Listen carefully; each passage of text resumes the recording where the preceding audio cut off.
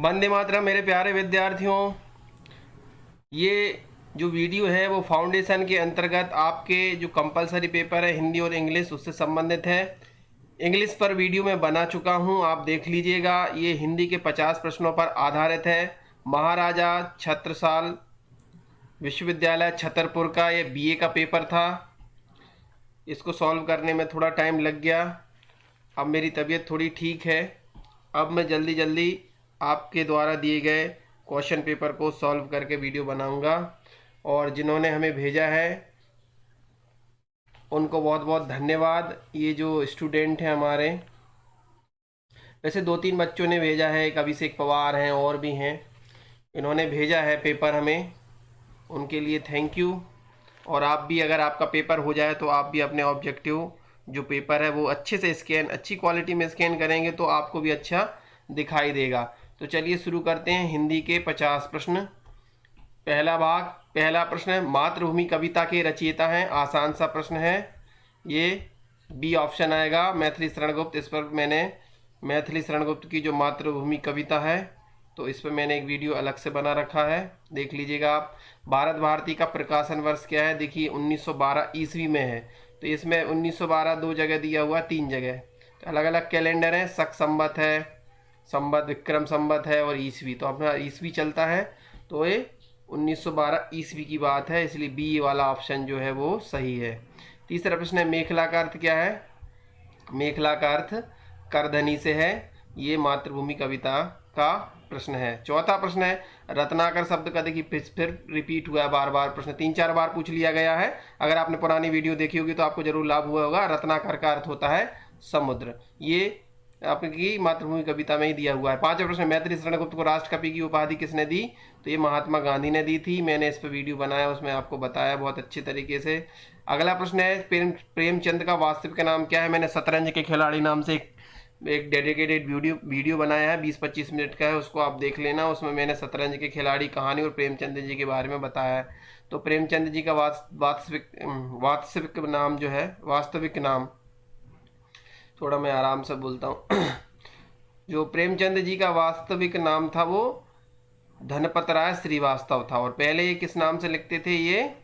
ये लिखते थे नवाब राय नाम से, उर्दू में लिखते थे पहले, ये मैंने बताया है। अमृत राय उनके पुत्र का नाम है। सातवां प्रश्न, प्रेमचंद का जो जन्म है वो कब हुआ? तो प्रेमचंद का जो जन्म है वो 31 जुलाई 1880 में हुआ था। सी ऑप्शन सही है। कहाँ हुआ था? लम्ही में हुआ है।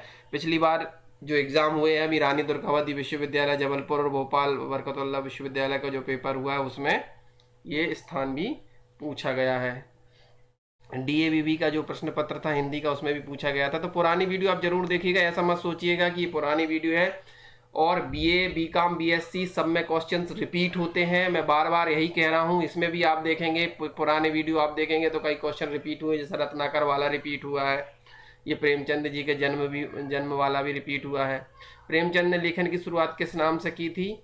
तो उन्होंने जो नाम से की थी वो नवाब राय नाम से की थी, क्योंकि उर्दू में लिखते थे वो। लेखन की बात हो रही तो 8वें का ए विकल्प सही है। 9वां प्रश्न देखते हैं, शतरंज के खिलाड़ी कहानी के मुख्य, अगर आपको देखिए वीडियो ब्लर दिखाई दे रहा हो तो उसे आप अपने यूट्यूब में हाई क्वालिटी पर ये वीडियो देखिएगा, जिससे कि आपको स्पष्ट नजर आएंगे अक्षर। तो 9वां प्रश्न है शतरंज के खिलाड़ी कहानी के मुख्य पात्र कौन है? मीर और मिर्जा ना, मीर रोशन अली और मिर्जा सज्जाद अली। ये इन पर भी एक वीडियो बनाया शतरंज के खिलाड़ी, उसमें मैंने आपको बताया। मजलिस का अर्थ क्या हुआ? मजलिस का अर्थ होता है सभा। तो 10 का भी ऑप्शन सही है। अगला प्रश्न है शरद जोशी का जन्म स्थान क्या है? उज्जैन है। प्रश्न भी आसान सा प्रश्न है, ये मध्य प्रदेश के उज्जैन से संबंधित है। सी विकल्प सही है 11वें का। 12वां, इल्ली उलमूनन की प्रगति दिखाने अफसर किसे लाए थे? नेताजी को लाए थे। 12 का सी विकल्प सही है। अब 13वां प्रश्न, जीप पर सवार इल्ली अव्यंग्य में अन्न की अधिष्ठात्री, देखिए ये प्रश्न भी रिपीट हुआ है। तो अन्न की अधिष्ठात्री देवी किसे कहा गया है? इला को। और इला किसका पर्यायवाची है? इला पृथ्वी का पर्यायवाची है। 14वां प्रश्न, अखबारों में किसकी तस्वीर छपी थी? तो अखबारों में इल्ली की तस्वीर छपी थी, जिसे लेखक ने देखा था। 15वां प्रश्न है, मुझे खेतों में अच्छा लगता है, यहाँ सचमुच जीवन है, शांति है, सुख है, ये किसने कहा था? ये कहा था बड़े अफसर ने। कौन ग्राम जीवन पर आधारित किसकी कविता याद आई थी? मैथिली शरण गुप्त की कविता याद आई थी, बड़े अफसर को, ऐसा उसने कहा था। तो ये प्रश्न भी आता है, तो 15 का ए विकल्प सही है। 16वां प्रश्न, भारतीय वाङ्मय में आदि कवि की संज्ञा किसे दी गई है? तो आदि कवि वाल्मीकि को दी गई है। आदि कवि कहा जाता है वाल्मीकि को, इन्होंने संस्कृत में रामायण लिखी है, याद रखिएगा। ये प्रश्न रिपीट हुआ है इसी साल। अगला प्रश्न है 17, कम्ब रामायण किस भाषा का काव्य है? तो कम्ब रामायण जो है तमिल से रिलेटेड है, सी विकल्प सही है। इसी साल दोबारा प्रश्न आया, पिछले साल भी पूछा गया था। 18वां प्रश्न, तुलसीदास जी ने कौन सा ग्रंथ लिखा है? तो तुलसीदास जी ने रामचरितमानस लिखा है, और यह किस भाषा में लिखा है? आप बच्चों कमेंट करके बताना किस भाषा में लिखा है। 19वां प्रश्न, पवनचरो किसकी रचना है? तो पयमचरऊ जो है स्वयंभू की रचना है, यह भी एक राम कथा है पवनचरऊ। ये अपभ्रंश भाषा में, याद रखिएगा, ऐसा भी प्रश्न पूछा जा सकता है। स्वयंभू अपभ्रंश के वाल्मीकि कहे जाते हैं, याद रखिएगा। अगला प्रश्न 20वां, राम शब्द की व्युत्पत्ति किस शब्द से हुई है? तो रम धातु में घुन प्रत्यय लगाने से हुई है, 20 का विकल्प ए सही है। अगला प्रश्न है, बुद्धि द्वारा पूर्ण रूप से निश्चित की हुई व्यापार परंपरा का नाम ही प्रयत्न है, 21 का डी विकल्प सही है। 22वां प्रश्न, इनमें से उत्साह का प्रकार कौन सा नहीं है? दानवीर, युद्धवीर, बुद्धिवीर या धनवीर?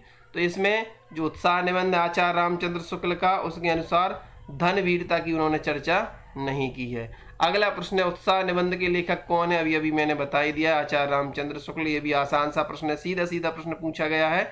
50 में से 20 प्रश्न, 15-20 प्रश्न ऐसे आसान होना चाहिए जिससे विद्यार्थी आसानी से कर सकें। ऑब्जेक्टिव एग्जाम होती वो थोड़ी खतरनाक होती, उसमें अगर आपने सही किया है तो 1 नंबर मिलता है, और गलत हो गया तो 0 अंक मिलता है, आधा जैसे नंबर नहीं मिलता है।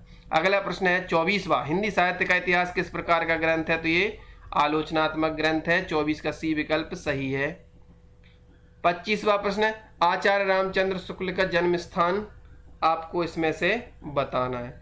तो ये अगोना, याद रखिएगा। जिला कौन सा है आप कमेंट बॉक्स में दीजिए, क्योंकि मैंने पिछले वीडियो में आपको बताया था। 26वां प्रश्न, कौन सी रचना दिनकर जी की नहीं है? साकेत होंगे, ये साकेत नहीं है। साकेत किसकी है? साकेत रचना है राष्ट्र कवि मैथिली शरण गुप्त की। तो बाकी हुंकार, रसवंती, कुरुक्षेत्र, रश्मिरथी, ये सभी दिनकर जी की प्रसिद्ध रचना है।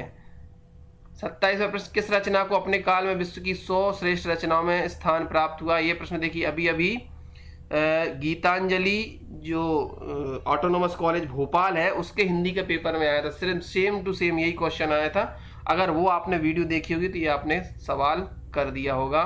इसका सी विकल्प सही है, कुरुक्षेत्र इसका विकल्प सही है, 27 का सी। अब देखते हैं 28वां प्रश्न, देखते हैं भारतवर्ष के नक्शे को ध्यान से देखने पर यह साफ दिखाई पड़ता है कि इस देश को कितने प्राकृतिक भागों में बांटा गया है? इस देश को 3 प्राकृतिक भागों में बांटा गया है। रामधारी से दिनकर वाला पार्ट है, उससे प्रश्न पूछा गया है। 29वां प्रश्न, पहाड़ और रेगिस्तान में बसने वाले लोग कैसे होते हैं? अकॉर्डिंग टू द चैप्टर आजाद तबीयत, आजाद ख्याल के होते हैं, 29 का ये विकल्प सही है। 30वां प्रश्न, पहले किस ऋषि ने विंध्याचल क्षेत्र को पार करके दक्षिण को लोगों को अपना संदेश सुनाया था?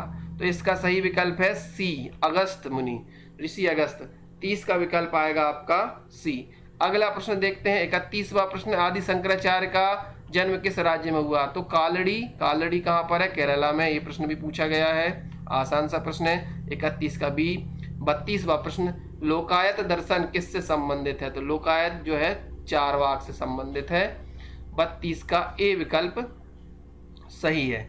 33वां प्रश्न, आदि शंकराचार्य ने किस उम्र में संन्यास लिया था? तो 8 वर्ष की उम्र में संन्यास ले लिया था इन्होंने, 33 का डी विकल्प सही है। 34वां प्रश्न, आदि शंकराचार्य ने कनकधारा स्रोत में किसकी स्तुति की है? ये कनकधारा स्रोत में इन्होंने नर्मदा जी की स्तुति की है। जब इनकी माता जी का देहांत हो गया था, केरला गए थे, केरला से वापस जब अपने ओमकालेश्वर, अमलेश्वर आ रहे थे मध्य प्रदेश, तब नर्मदा जी उफान पर थी और उनकी स्तुति में उन्होंने कनक धारा स्रोत लिखा। सॉरी। 35वां प्रश्न, शंकराचार्य ने किस मठ में ऋग्वेद के अध्यापन का विधान किया? इससे पहले जो वीडियो था उसमें मैंने आपको चारों के विषय में बताया थे कि चारों वेद चारों मठों में किस मठ में किस वेद का अध्ययन होता है। तो ऋग्वेद का अध्ययन गोवर्धन मठ में होता है। 35 का ए विकल्प सही है। 36वां प्रश्न देखते हैं। वन का पर्यायवाची नहीं, अरण्य भी वन का, कानन भी वन होता है, विपिन भी वन होता है, गवेषण नहीं होता है। ठीक है, तो 36 का डी विकल्प सही है। 37वां प्रश्न, लतिका का पर्यायवाची क्या है? वल्ली, जी वल्ली पहला ऑप्शन सही है, वल्ली लतिका का पर्यायवाची है। तरणी यानी तो होता है आपका नाव, ये तटनी यानी होता है नदी, और वनप्रिया, वनप्रिया यानी होता है कोयल। 38वां प्रश्न, जंगम का विलोम क्या है? स्थावर है, सही जी है, 38 का सी विकल्प है। अगला प्रश्न है, स्थूल का विलोम शब्द क्या है? तो स्थूल का होगा सूक्ष्म। अगला प्रश्न है 39 का ये विकल्प सही है। 40वां प्रश्न, जिस पर उपकार किया गया हो उसे, जिस पर उपकार किया है उपकृत होता है वो, तो 40 का भी विकल्प सही है। 41वां प्रश्न देखते हैं, स्वर संधि कितने प्रकार की होती है? तो मैंने संधि पर भी वीडियो बनाया है, स्वर संधि बताई है मैंने 5 प्रकार की होती है, दीर्घ, यण, गुण, अयादि और वृद्धि संधि। 42वां प्रश्न, महोत्सव शब्द में कौन सी संधि है? महाधन उत्सव महोत्सव, तो ये कौन सी संधि बनती है? ये बनती है गुण संधि। 42 का ए विकल्प सही है। 43वां प्रश्न, अभ्युदय में कौन सी संधि है? अभ्युदय, तो अभिधन उदय, जब कोई आधा शब्द हो जाता है मैंने बताया वो यण संधि होती है। 43 का बी विकल्प एकदम सही है। अगला प्रश्न देखते हैं 44वां प्रश्न, यशोगान का सही संधि विच्छेद क्या? यशा धन गान, यशोज्ञान, बी विकल्प इनका सही है। 45वां प्रश्न, दृग अंचल का संधि विच्छेद क्या होगा? द्रक धन अंचल, द्रक धन अचल लिखा है, द्रक धन अंचल, ये आना चाहिए, द्रक धन अंचल होना चाहिए। ओके, दृगंचल, दृगंचल पूछा है, इसमें भी हलंत आना चाहिए का में। ओके, तो अंचल का ये का ग हो जाता है, द्रक धन अंचल, ये व्यंजन संधि है। 46वां प्रश्न, धर्म शब्द किस धातु से बना है? तो जो धर्म शब्द है वो ध्री धातु से बना है, बी विकल्प सही है। 47वां प्रश्न देखते, अहम ब्रह्मास्मि किस सिद्धांत से संबंधित है? तो ये अद्वैत सिद्धांत से संबंधित है, बी विकल्प सही है। 47 का 48 देखते हैं, शासन प्रशासन और राजकाज की भाषा कहलाती है राजभाषा।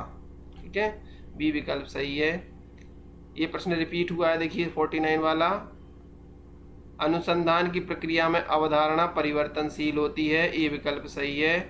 आखिरी प्रश्न 50वां प्रश्न, उदारीकरण की विशेषता नहीं है, तो उदारीकरण की विशेषता क्या नहीं है? कर्म वृद्धि नहीं है, सीमा शुल्क में छूट दो, निजीकरण को बढ़ावा दो, व्यापारिक प्रतिबंधों में छूट दो, उन्मूलन करो, कर्म वृद्धि नहीं हो जाए, 50 का सी विकल्प सही है। यहाँ पर 50 प्रश्न होते हैं। जल्दी में योगा और पर्यावरण पर जो वीडियो मेरे पेंडिंग है वो अब आपको बहुत जल्दी मिल जाएंगे। Thank you for watching.